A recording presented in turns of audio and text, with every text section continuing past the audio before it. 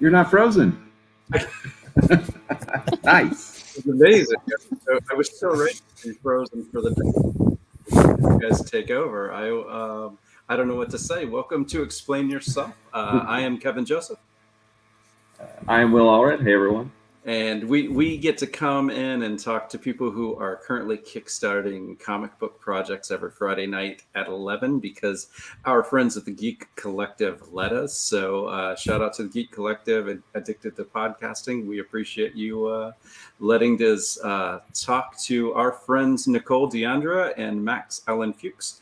Nicole, if somebody was walking past your booth at a comic convention, how would you get their attention about Road Trip to Hell? I would definitely start by telling them that it's the ultimate nature versus nurture story. So it definitely has a lot of different genres going on that I think people can enjoy. So it has its action adventure elements, horror elements. I like to kind of compare it to a blend of Hellblazer, Buffy the Vampire Slayer, and a wonderful show, Reaper, which I hope some people remember. But it has a good sense of humor, I like to think. And it's basically about a guy who finds out he's the son of the devil has died, and he gets to take over as king of hell, but anyone from hell who kills him gets to take his place. So it has a lot of historical figures, just the worst people who have ever existed trying to kill this relatively normal guy.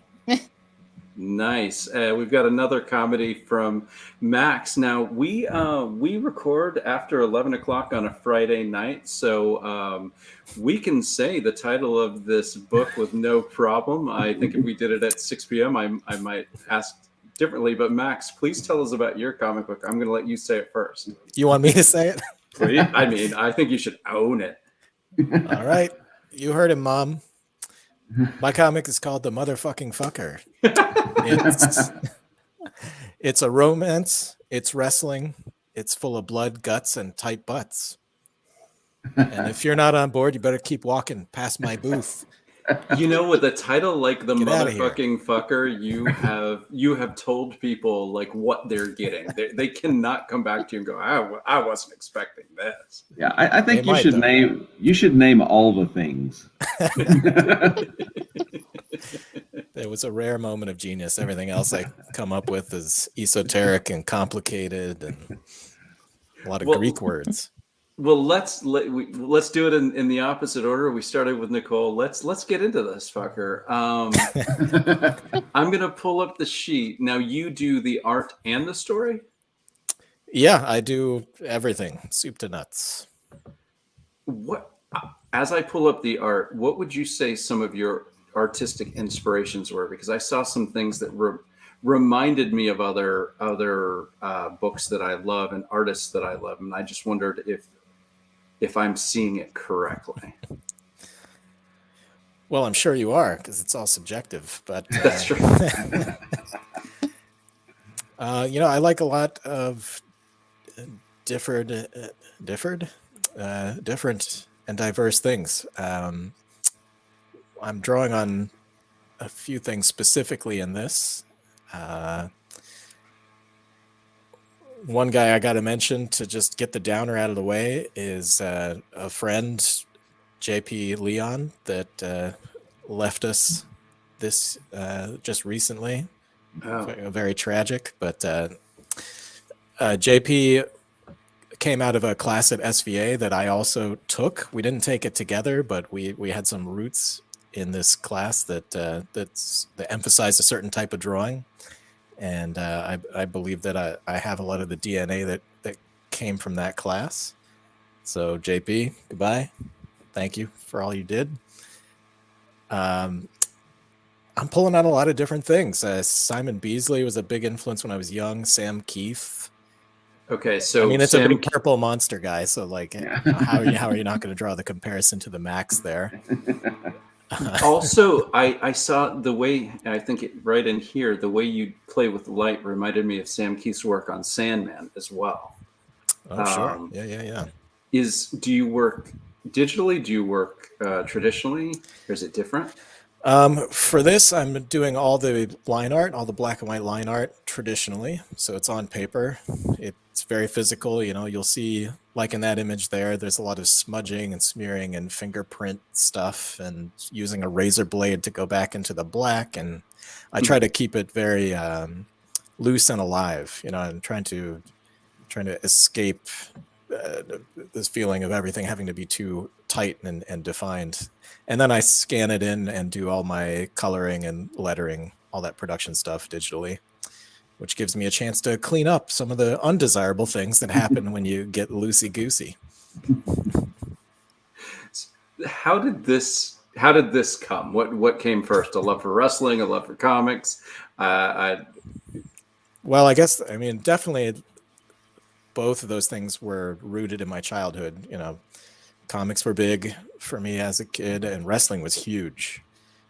I was right there in one, I guess everybody calls their particular age the golden age, but for me it was pretty golden. It was Hulkamania and the Ultimate Warrior, and the physique age was coming on, and I kind of got out of it right before the Attitude Era struck. So I still had some of the innocence to it. You know, I was definitely a mark. I was big in. Kayfabe was running wild. It was all real to me as a kid. And I even got to go see some live. You know, my dad took me to go see some live wrestling at the now defunct Palm Beach Auditorium. A bushwhacker once licked my head. Swear to you right now. A bushwhacker did lick my head. I don't know which one. It all happened so fast. Randy Macho Man Savage punched my friend Sean in the gut. My 11-year-old friend Sean got at a show. We went down to the Night Center, and we were on the guard where we got to high five all the good guys and boo all the bad guys. And nice. And, Elizabeth walked by, and I guess I was 11 and Sean was 12, so Sean knew about girls. I knew about girls, but he knew about girls. And he knew a few more things. Miss Elizabeth was just right there, and he reached out and touched her shoulder, and Randy just took this right here and popped him right in the stomach, knocked the wind out of him, knocked him back into the row. The first 2 minutes of the match, Sean's going.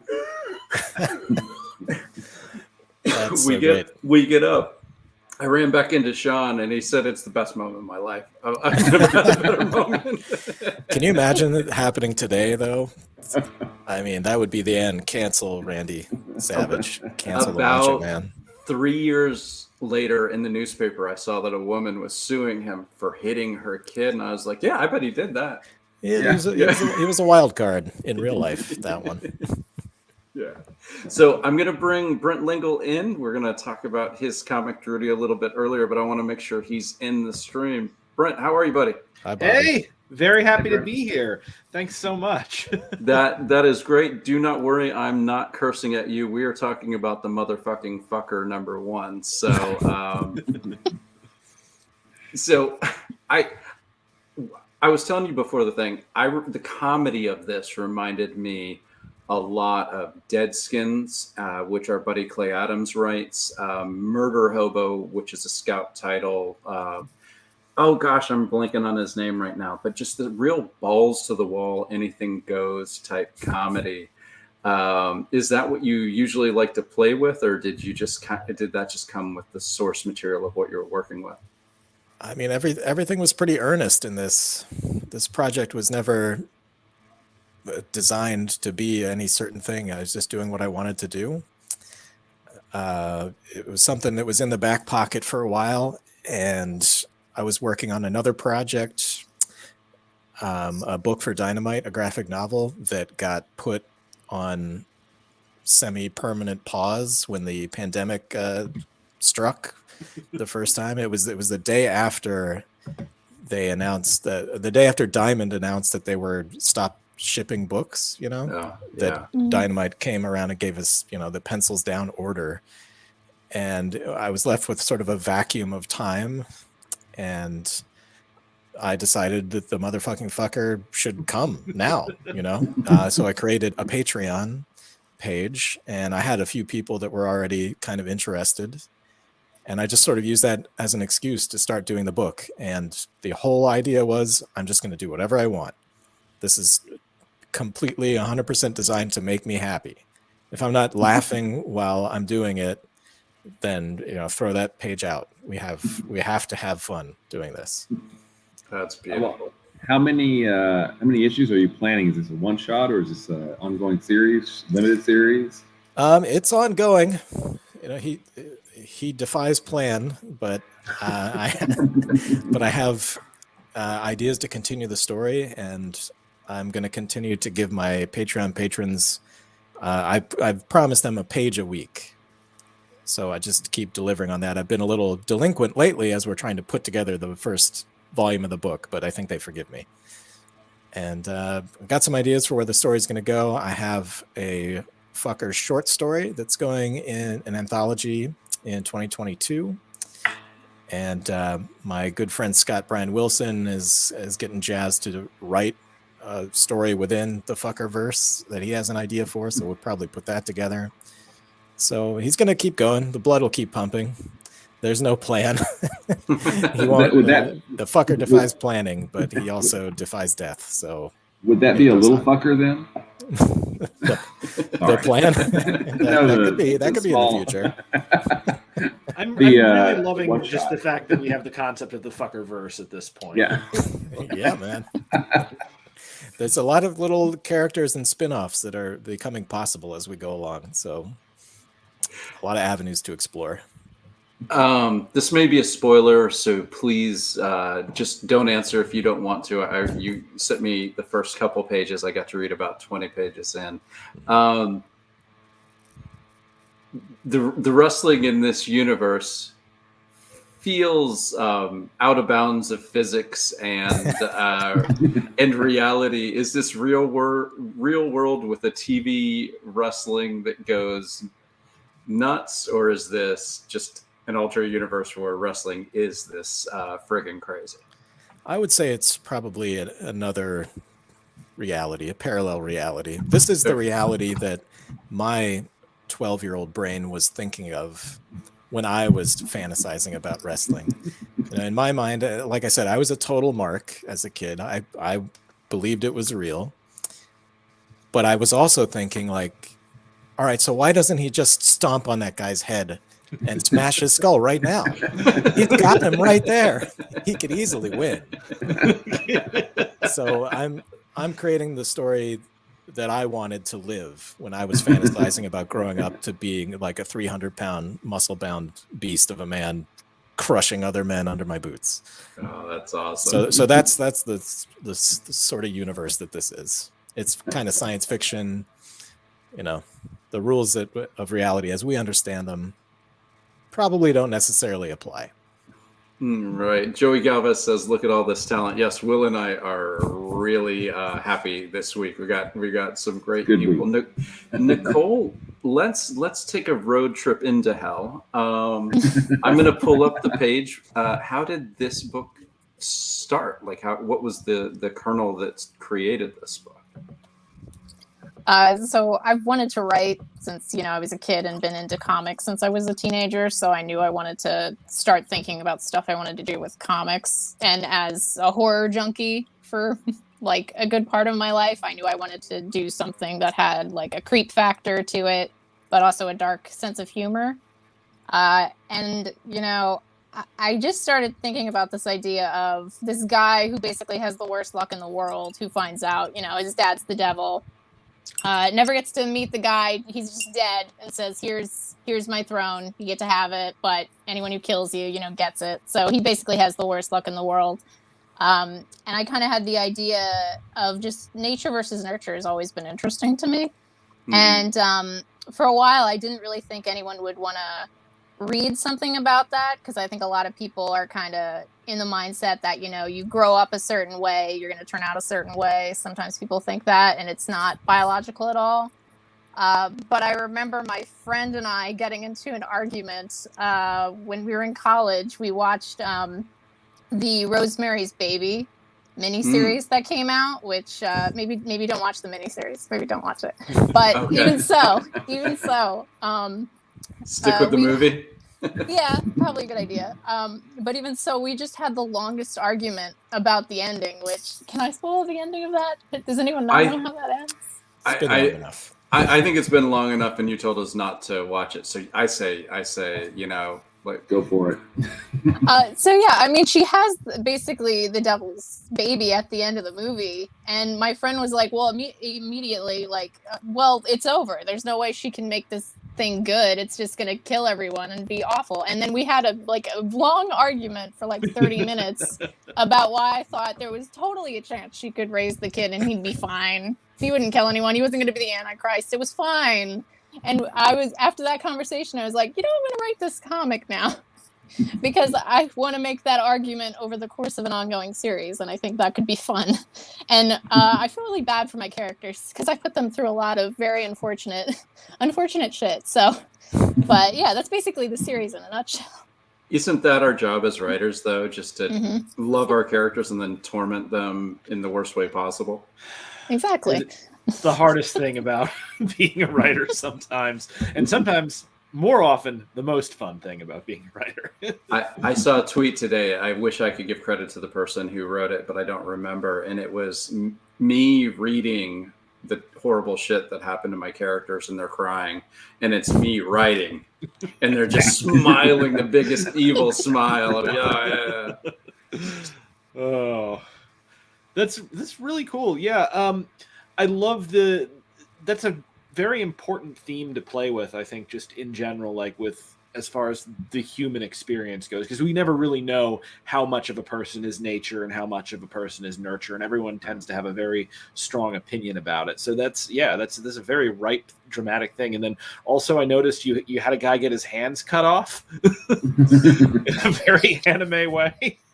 Oh, of course. Well, that's Monica's art. I love her art because she makes it look like an anime, and I'm like, this is perfect. Give me anime, give me horror. It's perfect. So. Oh yeah. Yeah, the artwork is really adorable on this one. I'll go back to it. Bear with me. I'm not the best technical person as I fumble my way through these things. Yeah. And I did notice somebody. You said some of history's worst people. I did know somebody with a very specific mustache. Asking for Ava. Nice. Nicole, you also edit, right? Aren't you editing Ruination? Is that? I am. Yeah. I edit a lot of books. Actually, a lot of the art team that I have working on this book, I was either editing the stuff that they had been working on, and that's how I met them, or I was working with the letterer beforehand on like a lot of freelance stuff. So yeah, I love editing. So Ruination, bunch of other stuff too. So stuff for Scout, stuff for Tapas. Kevin and I, we always we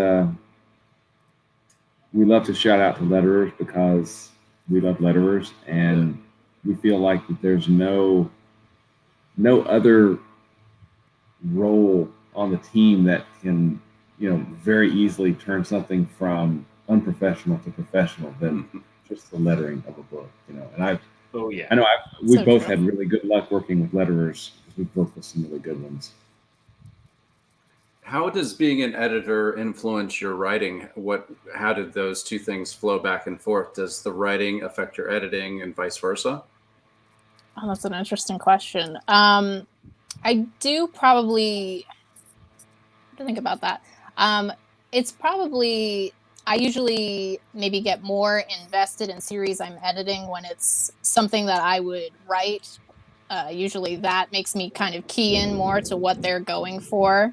And then vice versa, if I'm writing something, I try to, take a step back and see, like, if I were editing this and I was giving someone like in-depth notes about the story and about the characters, what would I say about my own work? Which is difficult to do. You like, even an editor really could use an editor, which, it's something I have to really start doing more of, reaching out to more editors. With this Kickstarter in particular, too, like, I am an editor, but I really needed another editor to look at it. So I had Brittany Matter. Like, she was a huge help with this Kickstarter and helped me design a lot of the reward tiers that made it 100 times better than it was. So I think every editor can always use an editor. Kind of like how everybody says even a shrink needs a shrink. I think it's the same thing. Oh, yeah. So. Maybe for the same reason. Yeah. Yeah, you need an outside perspective. that, you know, you can then later on take credit for. Yeah. Exactly.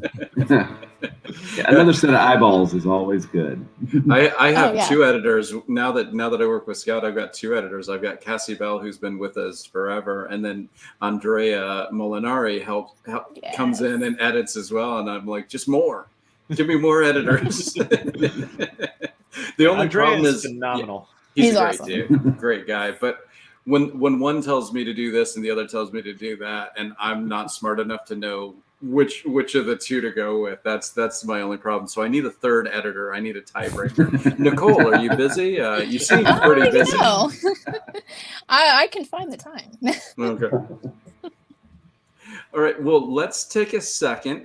Brent, you missed the elevator pitch. So why don't you give us the 30-second elevator pitch, but let's make it a 5-minute elevator ride, and I'll pull up Gerudy. Oh, that's perfect. Yeah. You're doing the 5-minute intro film. Oh, you mean you want me to talk for 5 minutes? Okay, sorry. I sent you one of those. All right. So, hi, I'm Brenton Lengel, writer-creator of Ringo-nominated writer-creator of Snow White Zombie Apocalypse, and this is my new series, Gerudy, Shadow of the People. This is very different from zombies and fairy tales. This is set in the real world. It is a biopic/war epic about anarchist Buenaventura Durruti. Buenaventura Durruti is a guy who was born right around the turn of the century. There is his mugshot. He started out as a radical union member and blacksmith, joined the Metalworkers Union, and was involved in a nationwide general strike. But the Spanish king ordered government troops to machine gun the Asturian miners and anyone who stood in the way of forcing those miners back to work. And right after that, Durruti received, and this is all real history, his draft card to be drafted into the same military that had just murdered all of his friends. So he declared that the king will have one less soldier and one more revolutionary, burned his draft card, and was smuggled to France by the surviving Asturian miners. At which point he was back and forth across the border. This guy became known as a modern-day Robin Hood, engaged in campaigns of robbery, assassination, killings and reprisal killings, because the bosses in these days would hire guys to pretend to be union members and then murder people who talked about striking. Cut a swath of revolutionary violence across 5 countries and 2 continents. And this eventually culminated in where our story begins. He attempted, while the Spanish king was touring France, he and his friends, the anarchist group was known as Los Justicieros, which literally translates to the Avengers. Durruti was literally the first Avenger, attempting to assassinate the Spanish king as he toured France. He failed, was thrown into a French prison, and our story begins with a man dedicated to liberty and justice, for whom freedom is the most important thing, beginning behind bars. And this will eventually build to Durruti commanding an army of 10,000 anarchists, defeating the military in Barcelona and marching on Madrid to battle Francisco Franco. Spoilers, but that's all. Can you spoil history? Where did the egg of this story get into you? Where was this birthed? Oh, like 10 years ago. So I started out as a playwright in New York, and I'd just done my first play, North to Maine, first play ever about the Appalachian Trail. I'm an AT 2000 miler. And it was a bit before, right before Occupy Wall Street. It was post 2008 crash. I had all of this stuff rolling around in my head. And I had read Homage to Catalonia because I became really fascinated with the Spanish anarchists. That during the Spanish Civil War, when Spain's military went fascist and took over the South, in the North, the anarchists fought the military and defeated them decisively, captured the command, the general commanding them, executed him, and collectivized the entire city of Barcelona and the surrounding Aragon front, and ran it on an anarchist model for 3 years. And I was just like, okay, I need to find out more about this. And I found out that George Orwell had written a firsthand account of going there initially to work as a reporter, and then just immediately signed up to ban fascists from life with a gun. So he joined the militias, and I read Homage to Catalonia, and I started to write a play called No Gods, No Kings about the period. And I got the first act done. I was like, this isn't really working. I feel like I'm just rewriting Homage to Catalonia, and I don't want to do that. And in the book, people at the time kept talking about this guy sort of on the periphery named Buenaventura Durruti. And I'm just like, okay, well, who is this guy? He seems like he's a big time hero. I've never heard of him before. And I looked him up, and I was just like, oh my, this is the coolest freaking dude that I have never heard of in my life. And so I proceeded to do a bunch of deep research. Like, this is one of 7 books I read to learn about this guy's life story. Wow. I mean, he robbed the Bank of Spain of like over 600,000 pesetas and gave most of it away to like struggling families for food, schooling, and of course the purchase of much needed weapons for the Civil War. So yeah, he's just this like incredible hero who did this amazing thing that like no one has ever done, and became this custodian of a miracle, and then was tragically killed in Madrid, depending upon who you ask, either by a misfiring gun, a fascist sniper, or a Bolshevik assassin.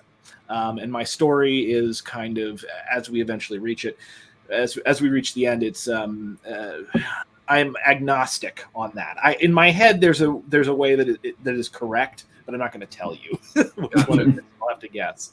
But yeah, that's where it came from. Like, I just became really, really fascinated with this guy and this whole suppressed history that I'd never been taught in school. And yeah, just sort of dove into it head first. This is the second week in a row that someone has come on with a documentary comic that has blown my mind. Last week, Sean Fitzgibbon came on and talked about What Follows is True, the Crescent Hotel, which is also running now. And it is a century history of this hotel that at one point was a hotel, at one point a girls' college, at one point a cancer center by a guy who absolutely claimed he could cure cancer and basically just poisoned everybody that came into his thing. So yes, he did kill the cancer tumors. The cancer tumors did die. And it's just like, there's so few documentary comics, but I hear you guys talking about it, and I'm just like, this is an underused way to take sequential art and tell these histories. I applaud you for doing it, because I wouldn't have thought about it, but it is so interesting, and I cannot wait to read this. Yeah, I'm really stoked about it. I mean, like, and we've gotten a great response. The anarchist publishing community has gotten behind me. AK Press, the people that put out this biography of Durruti, they got behind it. The Anarchist Library retweeted me, and that was really big. I think even Crime Think liked it, and Crime Think doesn't like anything. So, but yeah, and most recently, Robert Evans of Behind the Bastards. I don't know if you guys are familiar with that podcast. Phenomenal. Every week, it's a deep dive into some of the language, Brent. Language. You can't say bastards. You can say fucker, fuck, fucker, but watch bastards. Oh yeah, but it's great. If you look on my Kickstarter page now, like Robert Evans mentioned the comic to everybody, and like folks are coming on, and I said I'd give them an extra print, signed limited edition print, if they bought the book and commented bastards on my page. It's just bastards, Nice. bastards. You better tell them to stop that when it comes time for fulfillment, because it's going to look like you're not sending the books. Bastards. That's a really good point. Luckily, most of them are witty enough that they don't just say bastards. They work it into some fun way of putting it. Because, yeah, the Behind the Bastard series is freaking phenomenal. Like, he does deep dives on everything from like the crazy parties that Stalin would throw to like most recently he's been talking about Amway. So kind of runs the gamut of horrible people. That's nice. Now, I'm gonna one warning: a lightning storm has come through here. So if I disappear, it's happening here. I'm still here, so keep trying, and I think it'll still record. So if I go away or Max goes away, this is just regular Florida weather. That'll be great. Me and Nicole will just we'll hold things together. We'll talk Yeah. history. It's fine. Yeah. And speaking of history, I've got a question for you about. I mean, we're talking Spanish Civil War here, right? Mhm. And I had never heard of Durruti, so this is interesting. I mean, this is just awesome. But when did Hemingway come into this? Was that later in the Spanish Civil War? That is later, yeah. I read a lot about Hemingway. I may do, if I continue to do stuff set in the Spanish Civil War, there's some stories that will involve Hemingway. There's maybe a rebirth of my play No Gods, No Kings that takes place with the international brigades inside this converted manor home it feels very like almost Victorian novel-esque. But yeah, Hemingway comes in later. He did a film called The Spanish Earth, which was like the world's first propaganda film to try to convince FDR to aid the Republic, which didn't work. That was honestly, people have talked to me about that. They've been like, what could have happened? And I'd gone over and over the war, and the two things I got was that with perfect knowledge of the future, the anarchists could have continued their revolution and gone south. And if they'd managed to take over some serious war industry in the South, they might have won. But ultimately they were just absolutely screwed because the liberal nations completely abandoned the Republic and actually preferred the fascists. FDR actually allowed Texaco and Shell to supply Franco with all of his oil for free, and even though it was explicitly illegal, and the British and the French just abandoned them. So the only one that would help them was Stalin, who came in, promptly stole all the gold from the bank. Well, took in return for all the gold in the Bank of Spain. Stalin sent them weapons. Suppressed the anarchists in the name of military efficiency, and then promptly lost the war. It's a fascinating war. What's so crazy about it is it's one of those moments in history that if things had gone a slightly different way, like World War II might not have happened. Like if fascism had been stopped in Spain, what would then suddenly the policy have gone from appeasement to the Nazis to actually fight them? And, would this not have blown, would it not have broken out into what it did? We can't really know, but, it's, fascinating what if. Yeah, I went through a phase that my poor wife had to suffer through as well, but we went through several months of just watching every documentary on World War II. And it's just so fascinating. And I mean, one of the first things you learn is that that's really when large-scale, civilian targets became a thing, and it's just horrifying the amount of destruction that. Oh yeah. Not only the Nazis were capable of, but the Allies were capable of too. Just and that's not just the firebombing of Dresden or Hiroshima and Nagasaki. I mean, it's just the entirety of World War II is just one horror after another almost. It's a really crazy time period because like I said, this was a time when and I may get to originally I wrote this whole miniseries as a single film that I developed with the help of a former HBO exec named Stephen Moulton, with plug for them, writeyourscreenplay.com, Jacob Kruger Studios in New York. Super legit. I've learned so many incredible things from really great professionals there. And if I've learned anything, it's as soon as somebody says super legit, they are super legit. And always, that's always true. Yeah, always. But yeah, I mean, what's crazy about it is so this was a time when the Spanish upper class would literally hunt people for sport. And this hasn't made it into the script. I hope I can somehow make it into the series. But they did this thing called Reforma Agraria, where the sons of wealthy nobles would literally to get blessed by priests and ride down poor people, murder them, dump them in a hole, and be like, oh yeah, there's your Reforma Agraria. There's the little patch of earth that you like that you always wanted. And like so, and then through all of this though, there's this, and this particularly with the figure of Durruti, because you have this huge level of inhumanity, but then you just have like the actual real life humanity like slipping through. Like if you look at him, and we adapted this famous picture of his trial into one of our covers, like Durruti's right there in the middle. His cheeks are sunken from a hunger strike, but like the guy is both completely badass and like kind of doofy. Is anybody thinking that he's like cosplaying Pee Wee Herman in that picture? the bow tie. I think I can the little gray suit. I think I can pull up the comic version of it. Oh, yeah. I kind of thought, yeah, he's 1940s dapper as fuck. Where is he? Which is a lot like Pee Wee Herman. Yeah. So was this the There he is. what, late 20s at this point? Is this when this takes place? Yeah, I think this is like 1927. Yeah, he's in there. The other two people in there with him are two famous anarchists, which is Ascaso, which was sort of Durruti's kind of right-hand man, and Oliver, who is the older one. Interestingly enough, by the way, this is where I depart from history. I wanted to get kind of a young guy and old guy and Durruti in the middle. Mm-hmm. And Oliver is the one who survives the war.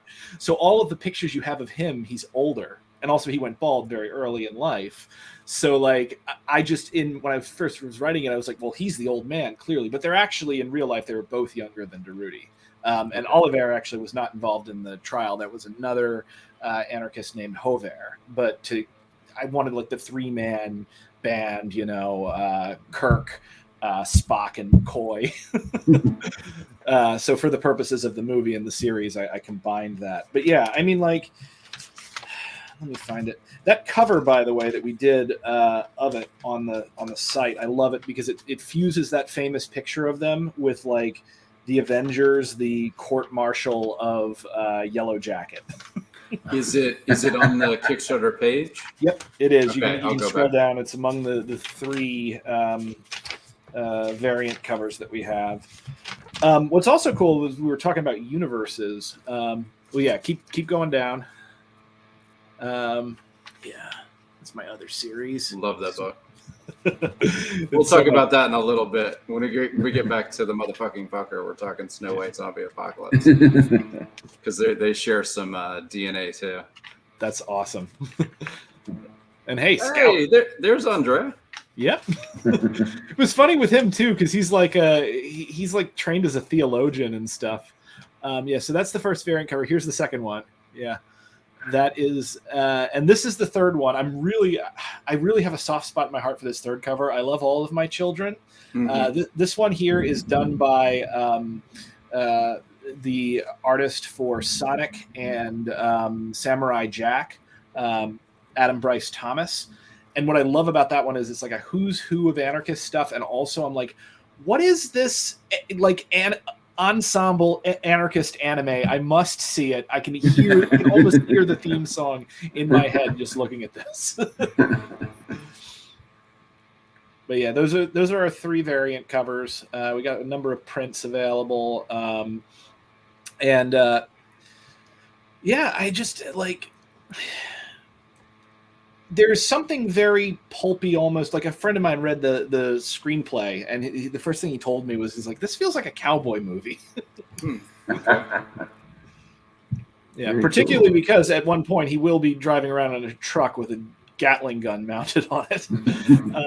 We talked earlier about like, I understand there's like creative license, but basically all of this is rooted in fact and reality. Oh yeah, very much rooted in fact and reality. Like, and where I depart from reality, because I do it a couple of times, it's to serve the story and to express the like reality of what happened in a dramatic way. So a good example is, spoiler for the first issue, one of the ways they get let out of prison in France is like the crowd outside breaks in and like to the court. That didn't happen. But in real life, one of the major reasons why the judge let him go, even though it was illegal to still keep them, was because of sustained pressure from the workers' movement. But, you know, the sustained pressure is much harder to show in an exciting way if it's not in a comic, so we push it a little further. There's like one of the really cool things, and we talked about it. So we were talking about universes earlier, and one of the things that me and a couple people that we've talked about the series with is we feel like we might be starting the anarchist extended universe. Because there's this other really famous anarchist by the name of Nestor Makhno. Nestor Makhno was a Ukrainian, and he commanded the Black Army, which you actually see in the Kickstarter. The flag of his Black Army is up there. It's the skull and crossbones with the it's in another language, but it's death to all who stand in the way for freedom and for working people. This dude was a Cossack, and he commanded an army of about 100,000 peasants that sort of fought to free the people amidst the whites and the reds of the Russian Civil War. And when he was forced to flee after the Bolsheviks, he basically won the war for the Bolsheviks, saved them from likely losing to the whites with a freaking cavalry charge. And then, like, the Bolsheviks instantly betrayed them, and he was forced to flee to France. Well, while he's in France, and after Durruti gets out in prison, like, Durruti and they met. And in fact, like, Nestor Makhno pledged to fight with him in Spain when the war came. So, like, yeah, it's it's just as the world is beginning to become really interconnected, suddenly you have these, like, real life heroes actually running into each other, and it's like beautiful and tragic, and I love it. That's awesome. Now, we went past Snow White Zombie Apocalypse, and we have, you know, The Motherfucking Fucker, which is a comedy. We have Road Trip to Hell, which has comic overtones. So I want to talk about comedy specifically in comic books. Mm-hmm. Not that many people try it. Many fewer actually succeed. So what do you guys think is the most important thing when creating comedy on a comic book page to actually have it succeed and get that laugh? Because I feel like if I laugh out loud 3 times in one issue of a comic book, it's a funny comic book. So what do you guys think about when you're thinking of comedy with sequential storytelling? Well, when it comes to comedy in the comics medium, there's nothing funnier than abject failure.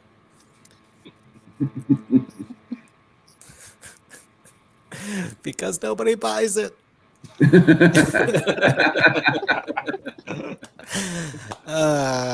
Hey, listen, man, you don't have to bring my comic making career into this. You know what? Here it is.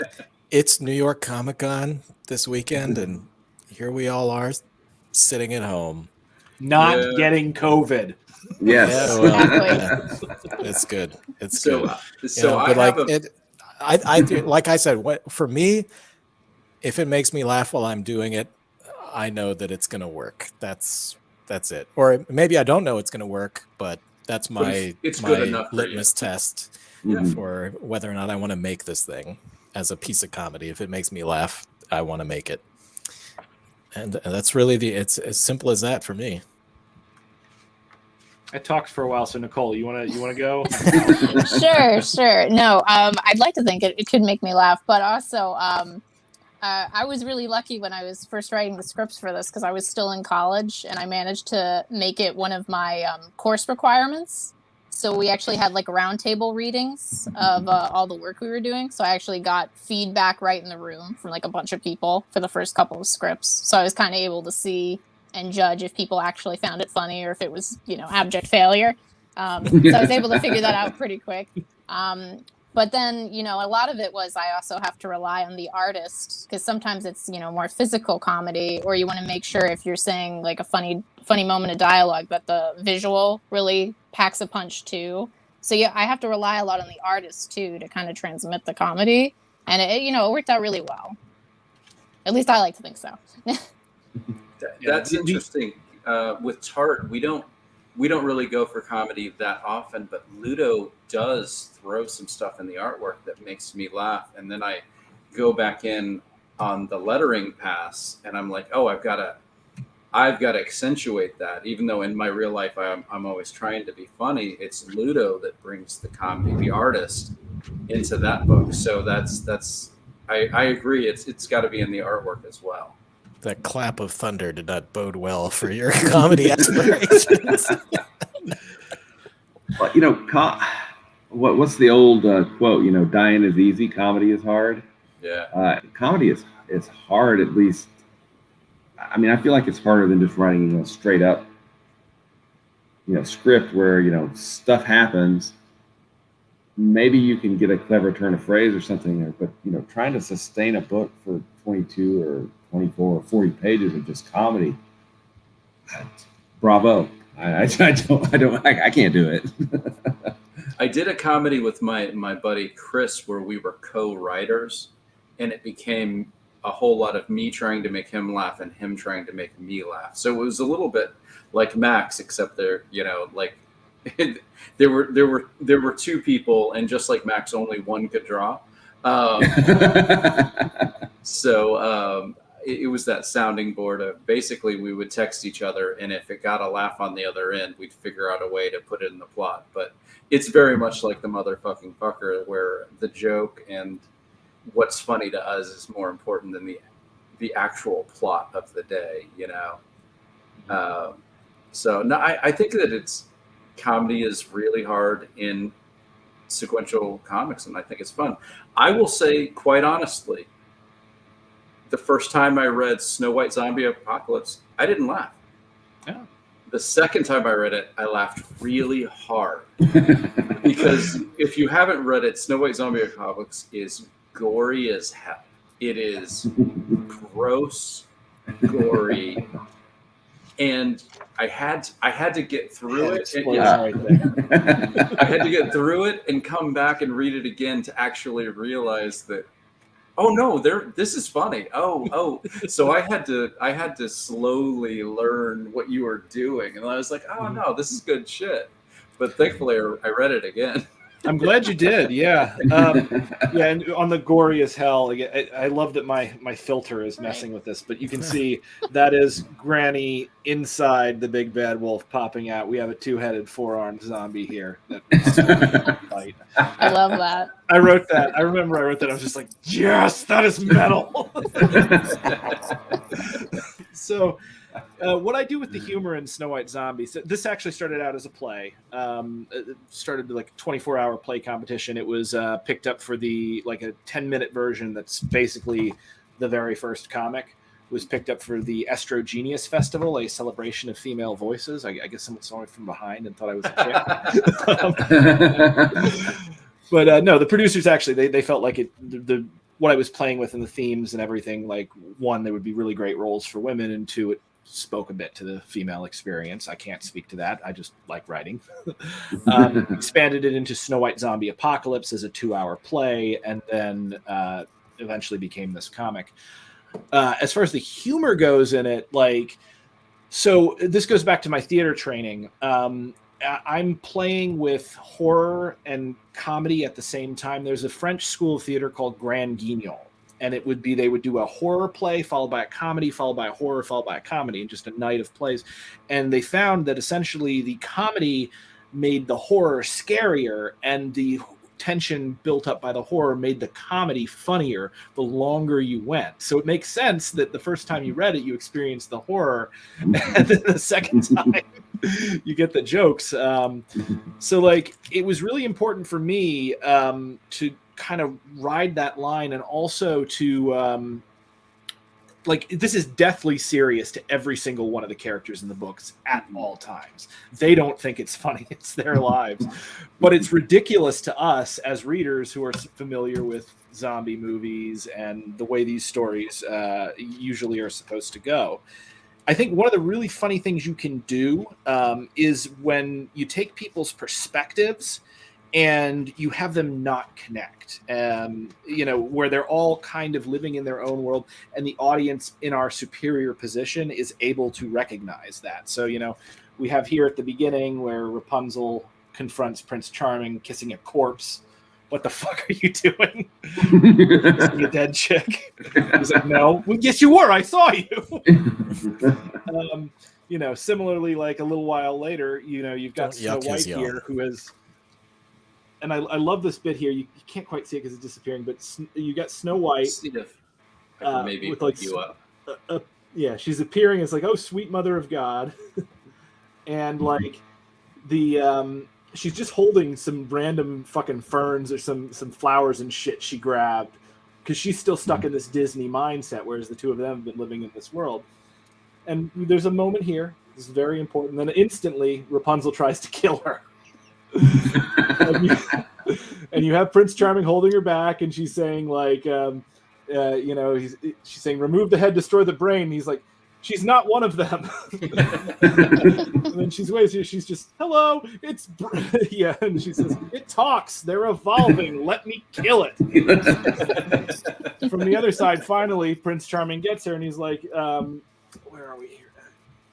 This is the hardest thing. Okay, right here, Prince. There we go. Everything's backwards. He's sitting there and he's like, let go. And he's like, Zell, look at her. And she stops for a second, looks at Snow White in her Disney princess flowing hair, yoo-hoo, and immediately, it's brain dead. Let me kill it. See, that's on the second one. I laughed at that. The first time I was just like, all right, okay, so she's brain. Yeah, like, I don't know. Who knows? I might have been drunk or not drunk. I don't know. I don't know the night. I'm laughing because it calls Rapunzel Zell. Is she getting her real estate license soon? I thought that was a cash transfer app, isn't it? Oh, I found out about that. Is it? Cash transfer app. Yeah, Zillow Zillow is the real Zillow. Yeah. But here's the Zell thing. to pay for your Zillow transaction. You're on the absinthe. I'm on the wine. I was right there with you, buddy. But yeah, there's a great series on YouTube if you guys have ever watched it. I don't know if anybody else has ever checked it out, but it's Dragon Ball Z Abridged. Oh yeah. Oh yeah. So it's basically these guys, Team 4-Star. They went and they took the entire series of Dragon Ball Z and abridged it down into about, each episode gets boiled down to about 10, 15 minutes. And it's hilarious. And one of the reasons that it's really funny is they do a good job of contrasting, like, they establish what the character's values are and how it meets with reality. So Vegeta, the bad guy, has this very specific idea about what it means to be smart and what it means to be powerful and to understand the world. And the way they use Goku is he's a freaking idiot who kind of stumbles in and constantly is winning over Vegeta. To the point that, like, he gets so exasperated, like, he can't even talk. And that is really, really funny. And I play with a little bit of that, like, in Swaza, in that, I think Snow White has a lot of Goku in her, and Zell, Rapunzel, has a lot of Vegeta. I think on the comedy we did, Underwars, we found that it's almost a documentary. If you put men's tidy whities underwear on animals, they can immediately talk and kung fu fight. So this is your highbrow Shakespearean type stuff. And the monkey is the only one who turns out fine. All the other animals turn out with severe personality disorders. And what we found a little bit is the monkey just wants a friend. So we can have all these other narcissists, psychopaths, sociopaths, kleptomaniacs, fire starters offer to be his friend, and he'll do anything for them. And they immediately renege on the offer. Mm-hmm. And it made Chris and I laugh every time that this poor monkey falls for somebody saying, I will be your best friend, like he's in kindergarten. But he's only been conscious for like 7 days. So, like you can forgive it. But yeah, you can see somebody falling for that. Yeah, I would want to be friends. I would be friends with that monkey. Oh, Baxter's great. He really is. He's a lovely guy. I think some of the best comedy is the stuff that has a kernel of truth to it and is also just really sad when you think about it too long. Comedy, yeah. Man slips on a banana peel once. Oh my God, are you okay? Man slips on a banana peel 3 times. Holy shit, that's funny. Man slips on a banana peel every day for 40 years. What is going on? This is so sad.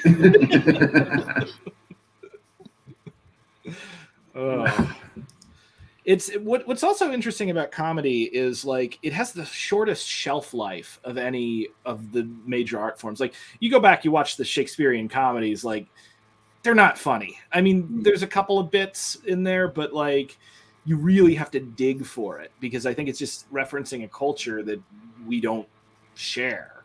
And like drama seems to be easier and have a longer shelf life when it comes to like what people have that kind of visceral reaction to, several years later. Well, how many classic dramatic movies from the 50s and 60s have you said? I wonder if that holds up. Now, same question for comedies that are classic from the 50s and 60s.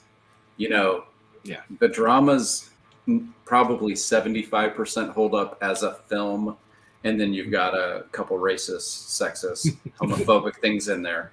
But the comedies, 15, 20, 30% hold up. And many of those have the same, issues. I'm gonna come at it from a slightly different angle. Come at it, bro. Because, well, I think if you're talking about, in your example, movies, which are like an encapsulated commercial product, here, this is a comedy product, here, this is a drama product, an action product, whatever. That's not real human experience. I think the mechanism of drama, the mechanism of comedy, it does stand the test of time, but our opinion and our viewpoint changes. And by that same kind of logic that I'm trying to set up, there are plenty of dramas and science fiction movies and horror movies from the 50s and 60s that were meant to be serious that are clearly comedy to us now. Yes. And we're probably comedy to the people then. Yeah. And I think in that sense, comedy permeates all time because things are funny no matter what the intention and no matter what the commercial packaging around it. We were watching Hitchcock's The Birds about 3 months ago, and there's a point where there's like a kid's birthday party with a bunch of 6-year-olds, and the birds just tear these kids apart. And I laughed. It's so good for a laugh. I laughed so hard at these birds killing these kids, and I think one kid just is killed. Like, I mean, it should be horrific. It should be, but right, I agree with you. I couldn't. It's like the Bride of Frankenstein. When was the last time you watched the Bride of Frankenstein? That movie is hilarious, but people were having heart attacks and going to the hospital because they were so scared. On Paramount, on Peacock. They have it on Peacock. So if you want to watch it, get the free Peacock for a month because it's fabulous. I'll check that out. I will say maybe The Birds was funnier just because we now have also Birdemic. I was thinking that. Don't laugh. That's a scary movie. Because how do the birds all organize themselves to always look exactly the same? Yeah. Be flapping. They've learned to shape change. Man, dude, birds can be scary though too. I hear you can train crows can be trained to recognize human faces, and that just needs to go a little bit further, and then it will be Birdemic. Yes. My mother-in-law's greatest fear is birds. So in this household, we treat birds with the respect and awe and reverence that they deserve because they're freaky. If a bird flies at your face, it's I was listening to a Radio Lab once where they were trying to figure out why all these people died. And they went through things, and what they finally figured out is there were these scratches inside the eye pocket into the skull, and they figured out it was like a giant eagle was hunting humans in this area. So if you're walking down the street and a bird flies at your head, you react in a way that you wouldn't expect to react. Well, that's ancestral because birds used to hunt us. Yeah. In a way that only lions and tigers did. So snakes, birds, and jungle cats are really our ancestral enemies. Dude, totally. How many of you have ever had like a mockingbird come swoop down at you when you walked out your place early in the morning? That's happened to me. They're vicious. I have a flock of chickens. I have had he has a flock of chickens. Yeah. The first of my roosters tried to step to me. And it was pretty freaky, but then I also found I could like hold him down and sit on his back, because that's how they mate with the females, is they'll just jump on the back. Uh-huh. So like I'm sitting there like, I'm just like, you calm down, I'll let you go. So you dominated that rooster. Yeah. Eventually, I let the bird go, but after basically sitting on this thing's back for 2 minutes every other week when he'd try crap with me, I was just like, yeah. It stopped being terrifying. But this was also before he grew knives on his feet. Right. You had to teach him before he could slice your Achilles. He was born to fight, that one. Oh yeah. The bottom line is, if a bird steps to you, you got to slap it to the ground. Or sit on right to the ground. Show it his birds before they get us. We can't as a species keep taking all this crap off these birds. Well, let's do a couple more minutes on each project, because I think everybody has books that is definitely worth backing. I've backed all 3, and I'm proud I did now that I've looked at all. So I'm going to find your banners here. It looks like I didn't do it, so never mind. I'm going to go to A Trip to Hell first. So remind us of the pitch and the book, and I will create a banner that I was supposed to do while I was setting up. Sure. So Road Trip to Hell. I'm kickstarting the first story arc, so it's the first 3 issues. Sort of like I said, the ultimate nature versus nurture. The guy finding out, the devil is his dad, and he gets to take on his throne, but only if he's able to survive everyone from hell coming after him. So gets a little bit of everybody trying to kill him, like basically all the Nazis and a bunch of other historical figures that are going to become more relevant. Yeah, more relevant as the series goes along. And gets Joan of Arc to protect him. So that's always fun. Nice. All right. It looks like I've got the motherfucking fucker up. So remind everybody what this tour de force is. Everybody, I'm so sorry if you already backed it. It's not too late to back out. But this is a wrestling romance comic about a big, strong, purple man and the woman he loves, and wrestling and blood, guts, and tight butts. Yeah. I really both the artwork on all 3 of these books are incredible, but I did like you really, it looks like almost a mixed media. You're doing some very interesting things in art in a book that you wouldn't expect an artist to be doing, these really interesting things with art. So I applaud you for going for it and doing it with all your energy and passion. I think if you get the book, you'll be surprised, you'll be delighted, or you'll be appalled, and you will not be able to get your money back. I do think that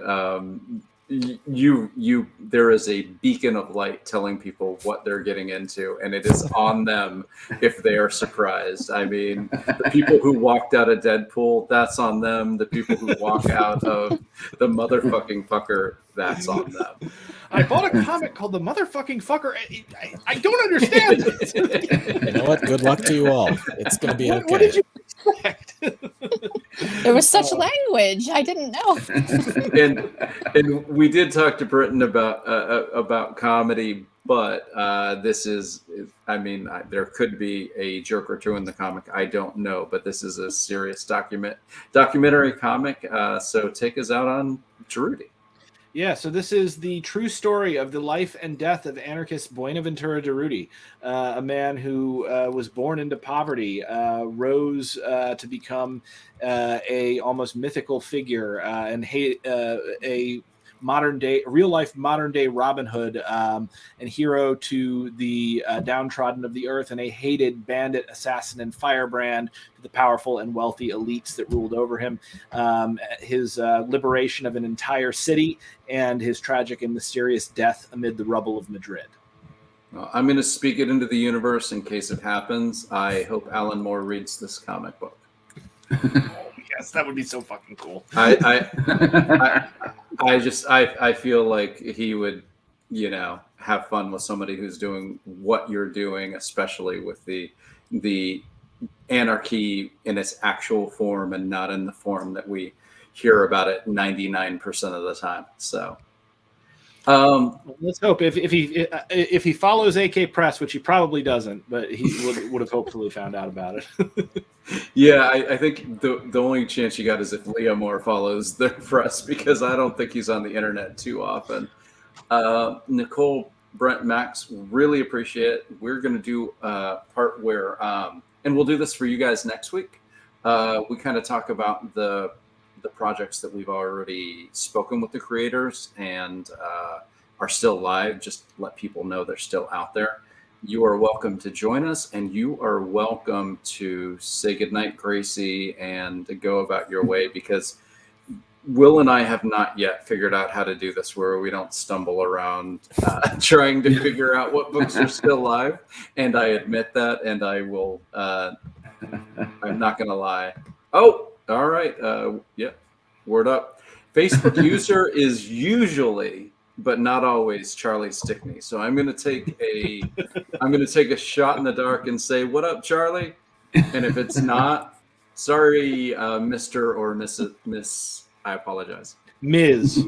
Yeah, I almost said Mrs., and that was a big leap. It could be my mom. Yeah. She did say she was going to watch. Why did you have to call it the motherfucking fucker? So many nicer things you could call that. She's so supportive, but we don't talk about the title. We just don't. I'm going to go back to my days when I was, it is me, David Byrne. So I was shockingly close to be wrong, but the other co-publisher of Scout Comics is really weird. David, how are you? Hi, David.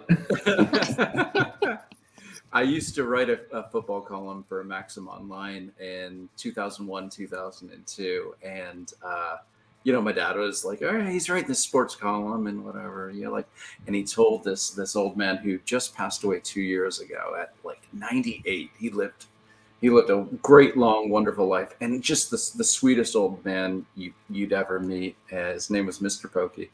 And my dad said, "Hey, you got to read Kevin's column. He writes about the NFL every week." And it was week 17. Mr. Pokey said, "Yeah, okay, sure. I'll read it." And it was a really terrible week of games. And I'm going to paraphrase what I wrote. It was something to the effect of, the 2001 NFL football season had some of the greatest games, performances, and feats of athleticism we've ever seen. Week 17 sucked horsecock.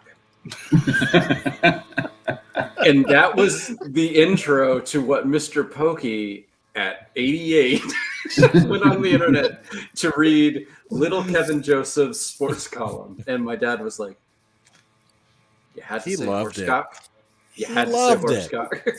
Mr. Pokey was laughing.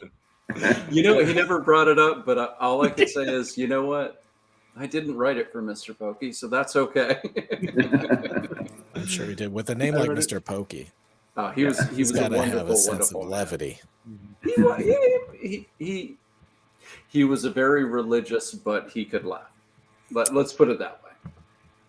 All right. That's how we're gonna put it to Mr. Pokey. Yeah.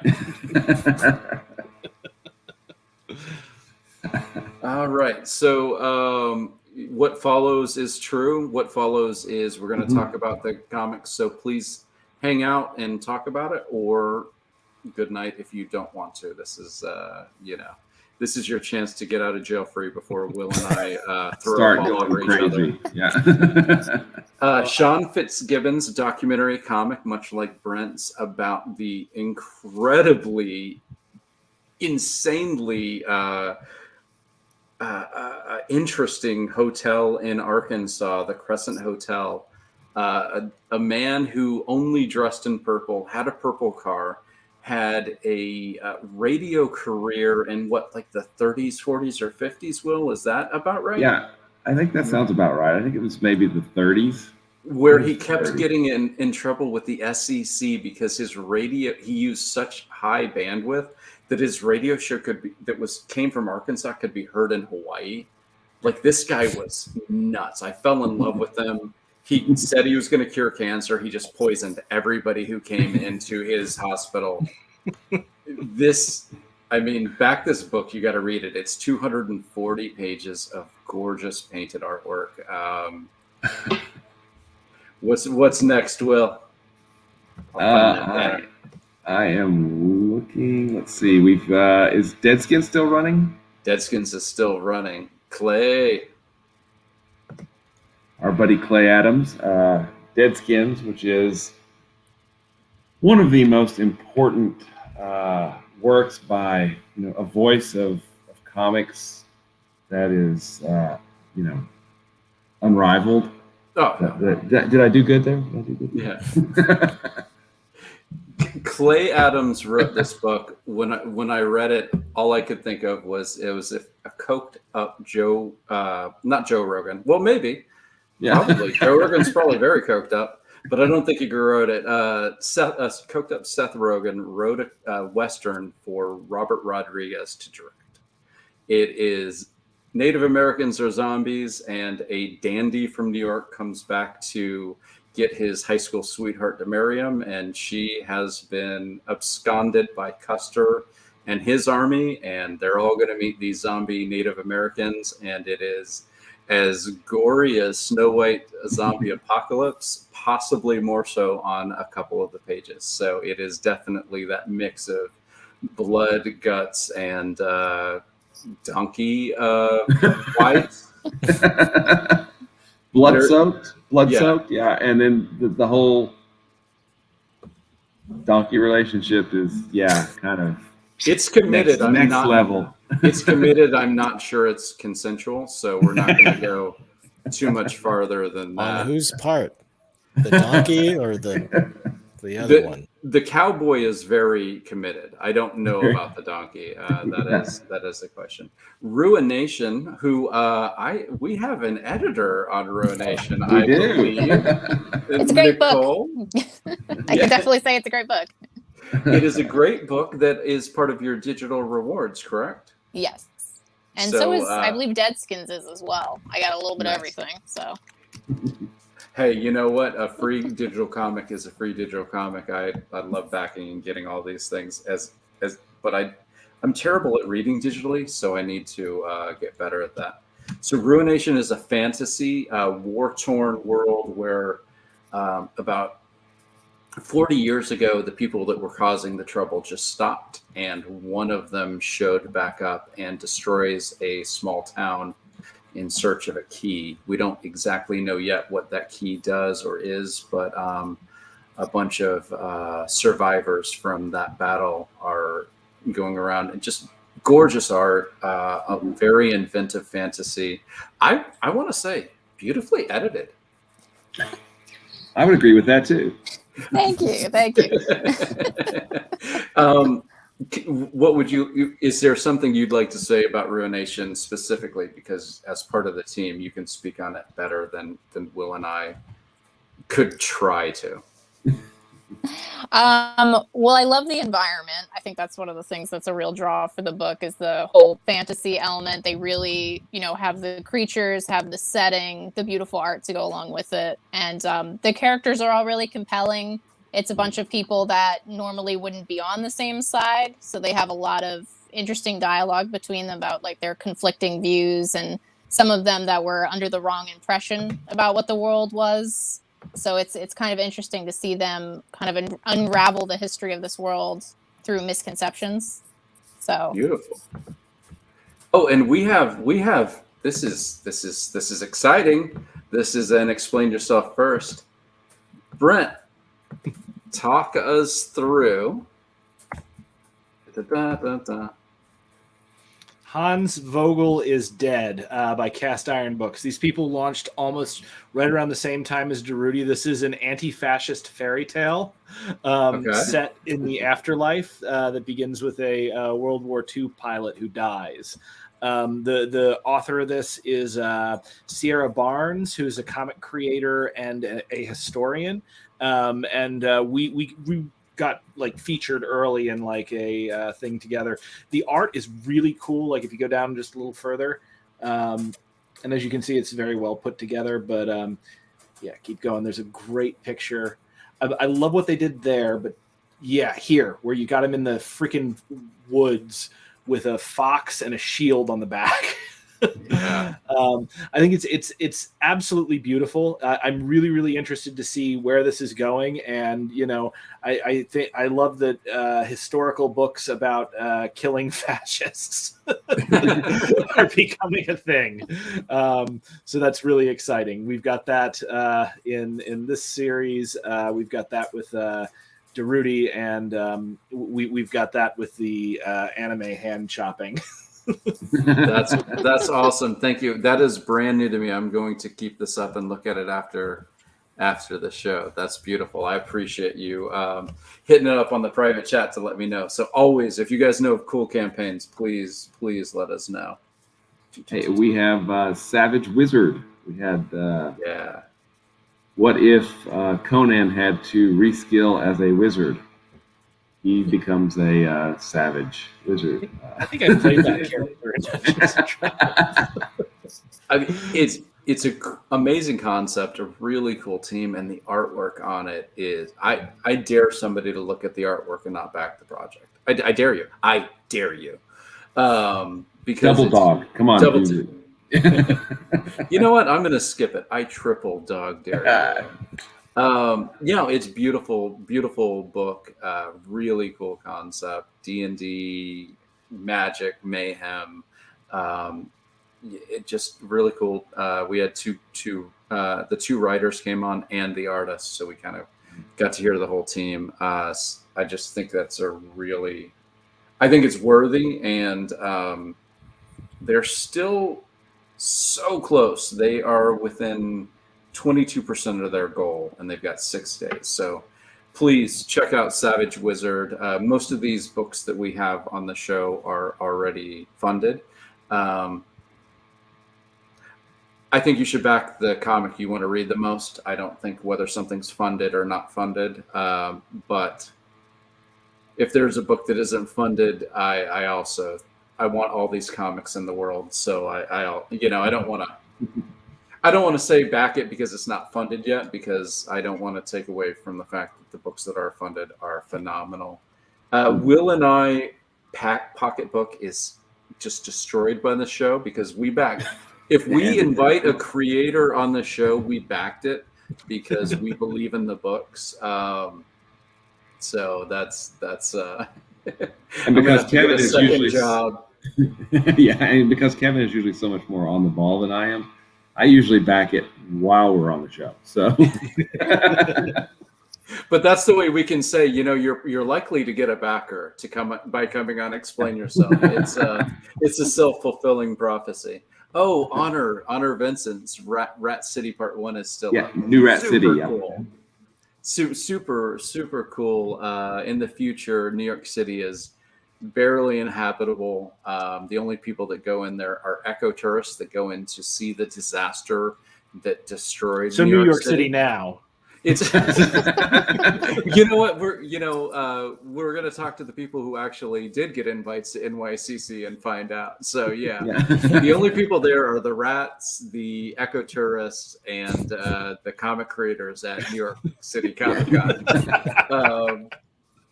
But really super cool story. The coolest thing I thought was it was kind of informed by her father. She grew up was an exterminator, and kind of watching a man who loved animals, whose job was killing pests, and kind of coming to terms with that as a kid and figuring out how your dad who loves animals does have to go kill rats and roaches and things, but also would go catch a possum and take her with him to humanely release the possum in the woods where it would be safe. It was very cool, and I think that's a worthy book. And I watched some of your episode with Honor Vincent. One of the creators was on one of your recent episodes. Is that right? Yeah, and last week. This is sort of based in reality for her, right? Wasn't this the story? Her father was an exterminator or something like that. Yeah. She based it around her father, and she did some real serious climate change research to basically say if things keep going the way they're going, this might happen. So it's a fiction story that's based in a lot of fact of what could happen if climate change keeps going, and also kind of a love letter to her father that was, when she was very young, a stay-at-home father, and then once she got to school, went off to be an exterminator. It's a cool story. And I was going to make a rat's off to you joke. You are allowed. That is allowed. All the Devils Are Here is. Yep, that's the last one. That's the last one that's live. I think so. Let's see if I can find it. I keep these banners and then it gets a little messy, so I apologize. There we go. You got it? All right. Rock on, man. It is the story of an exorcist who must bring the demons out of a man with dementia. And so how do you do that? You go into his mind. Mm-hmm. It's Dreamscape meets The Exorcist meets insane artwork. I've only read, I think they said it was about a 48 to 60 page comic, and they gave me the first 15 to 20 pages to read. Really, really intriguing, interesting story. And also extremely personal, just like, sorry, we lost Nicole. Nicole, thank you so much for coming. But it is like extremely interesting. I'm out. I was about to say it's very personal, and she's like, I don't want to get into the personal stuff. Leslie Julian is the writer, and he lost, I believe he said a grandfather, or he had a grandfather that was dealing with dementia, and he kind of ruminated on what his grandfather was coming in and put this piece together. So extremely interesting book, well worth checking out on Kickstarter. And you know what? If we didn't think it was interesting, we wouldn't invite the creators on, just like Nicole, Brent, and Max. Thank you guys so much for spending your evening with us. Thank you so much for having me. It means a lot. It's a pleasure, man. It's a pleasure. Oh, Nicole's back. Nicole's coming back. I'd totally rather be here than New York Comic Con. Yeah. There's nothing more in the spirit of indie comics than to be doing this instead of New York Comic Con. I mean, sure. My project has 200, 220 backers or something, and there's more people than that still in line to get Stan Lee's autograph from his clothes. Right? But that's okay. They let him have it. Let him have the adulation, Stan. He deserves it.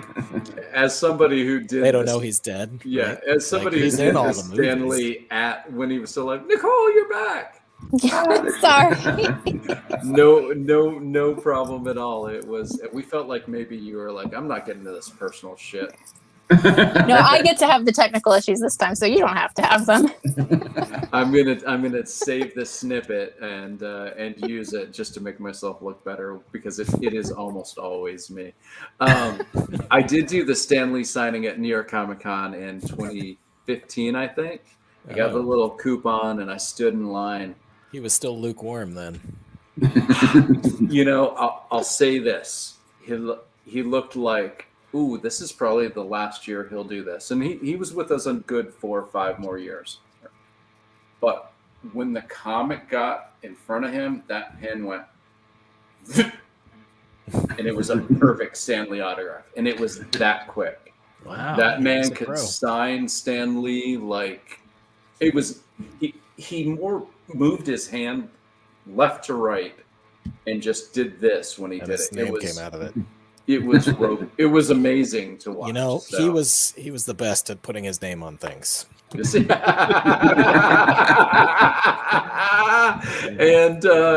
this episode is brought to you by the Kirby Estate. Max, we're going to leave that as the last comment. I love it, and thank you guys so much for joining us. Thank you. Thank you. Hail yourselves. Adelante.